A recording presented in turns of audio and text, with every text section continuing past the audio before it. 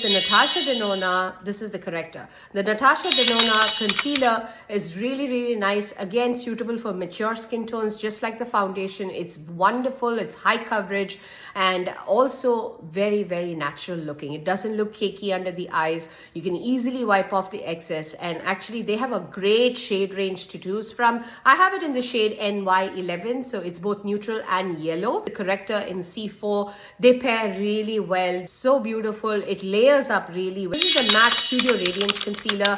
I use it in the shade NC42, and yes, now MAC is available in Sephora in the US. Amazing concealer, got a nice radiant finish, but it's also something that doesn't need a lot of powder. If you want to keep the luminosity, it still sets on its own. High coverage concealer that still manages to look really radiant.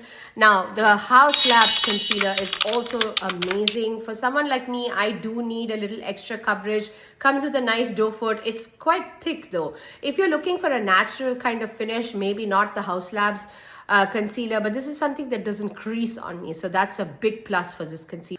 I've saved my best for the last, the Estee Lauder Double Wear Concealer.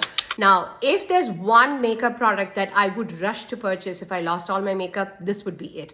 This is such an amazing concealer, something that has stood the test of time, stood the test of climates, and also is extremely long wearing, extremely high coverage. So this is the concealer that has the most amount of coverage amongst all these concealers that I've recommended. Amazing concealer. I have not been able to put this down ever since I got this, and it's been almost a year or even more since I got this concealer. So hands down, best concealer. And I've talked about this in my channel recently. This is a Charlotte Tilbury Airbrush Blur Concealer, the one that's the flawless line. I like this concealer. The only problem that I have with it is it does crease under the eyes just a tad bit. If I layer it up pretty well, for the amount of hyperpigmentation that I have, I do need to layer up the concealer really well.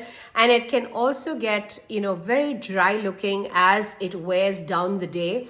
You can actually fix this issue by using less powder over the concealer, but that won't be suitable for those of you with like oily skin, dry skin. This might just actually be self-setting if you don't use a lot of concealer, but it's still nonetheless a beautiful concealer. Looks great when you're initially wearing it.